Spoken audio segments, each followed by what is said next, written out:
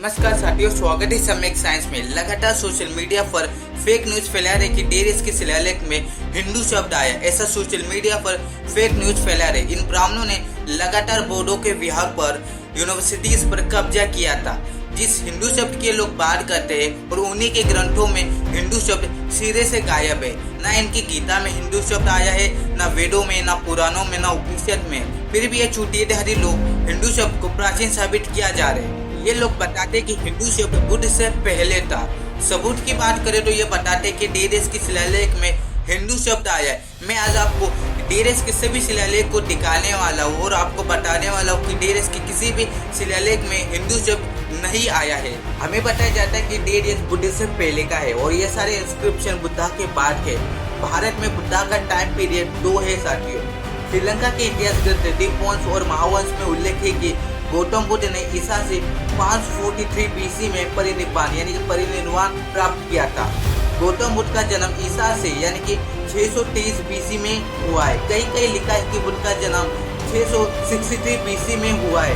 पाली भाषा के विद्वान धर्मानंद कोसंबी ने भी इस मत का समर्थन किया है, लेकिन बाकी के विद्वान बुद्ध का जन्म वर्ष 563 बीसी का ही मानते हैं। लेकिन जो पूरी दुनिया है वो बुद्धा का जन्म वर्ष 663 बीसी का ही मानते हैं। इससे साबित होता है कि डेरेस बुद्ध से पहले का नहीं, बाद का है। फर्स्ट इंस्क्रिप्शन है साथियों डेरेस का, इंस्क्रिप्शन ऑफ दरायुस यानी कि डेरेस 522 से लेके 486 बीसी का यानी कि बुद्धा के बाद का साथियों। मैंने आपको ऑलरेडी बता दिया कि बुद्धा का जो टाइम पीरियड है वो 2 है भारत में, लेकिन जो पूरी दुनिया है वो मानती है 630 बीसी को यानी कि 6th सेंचुरी बीसी को मानती है। इसकी जो लैंग्वेज है साथियों ओल्ड पर्शियन है, उसकी जो स्क्रिप्ट है वो यूनिफॉर्म है। आइए इसका फर्स्ट इंस्क्रिप्शन देखते हैं। इसके फर्स्ट इंस्क्रिप्शन में लिखा है एडम दरायुस। आपको हिंदू शब्द मिला? नहीं साथियों। आइए बाकी के इंस्क्रिप्शन देखते हैं। बाकी के इंस्क्रिप्शन में कहीं भी आपको हिंदू शब्द मिला? नहीं साथियों। ये इतने बड़े झूठ और मक्का लोग है जिस राजा यानी कि डेरेस का हवाला दे रहे थे कि डेरेस के शिलालेख में हिंदू शब्द आया है। मैं सारे शिलालेख को दिखाया हूँ, कहीं भी आपको हिंदू शब्द मिला?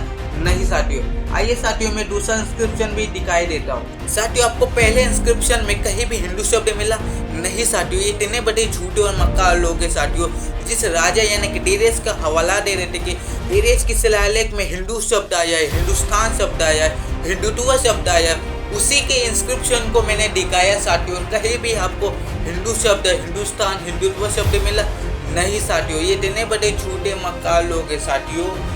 इनका ये भी क्लेम है कि डेरेस बुद्ध से पहले का है साथियों। मैंने आपको ऑलरेडी बता दिया कि डेरेस बुद्ध के बाद का, मैंने सबूतों के साथ बता दिया है कि डेरेस बुद्ध के बाद का है, पहले का नहीं, बाद का है। दूसरे शिलालेख में जो पहले शिलालेख में लिखा है वही दूसरे शिलालेख में लिखा है। इसके 18 नंबर पर आते हैं। यहाँ पर लिखा है आइडूस। इसी को ये ब्राह्मण हिंदू बोलते हैं। क्या ये हिंदू लिखा है? नहीं, ये आइडूस लिखा है। अब इसके ऊपर एक एन है। कुछ इतिहासकार इसे इंदूस बोलते हैं, लेकिन मूल शिलालेख में एन नहीं है। भारत के ब्राह्मणवाद इतिहासकारों ने जानबूझकर इसके ऊपर एन लिखा है क्योंकि लोगों में कंफ्यूजन पैदा करे कि इस शिलालेख में हिंदू शब्द लिखा है। जब इस आइडूस को संस्कृत में अनुवाद करते थे, इसका अनुवाद सिंधु होता है। आइडूस का जब संस्कृत में अनुवाद होता है तो हिंदू नहीं बल्कि सिंधु बनता है। प्राचीन काल में सिंधु नदी का असली नाम आइडूस था, बाद में सिंधु नदी का नाम पड़ा है। जब भी ग्रीक भारत आए थे तो उन्होंने अपनी किताब का नाम इंडिका लिखा यानी कि आई से शुरू किया, यानी कि उस समय एच नहीं था, यानी कि उस समय हिंदू धर्म का कोई अस्तित्व नहीं था। तीसरे शिलालेख को देखते हैं। इसके तीसरे शिलालेख के पहले में लिखा है दरायुस। अभी हम 6 नंबर पर आते हैं। 6 नंबर में लिखा है हिडो। कुछ अंधभक्त कहेंगे ये हिंदू लिखा है, ये हिंदू नहीं बल्कि ये हिडो लिखा है। इस हिडो के ऊपर एक एन है।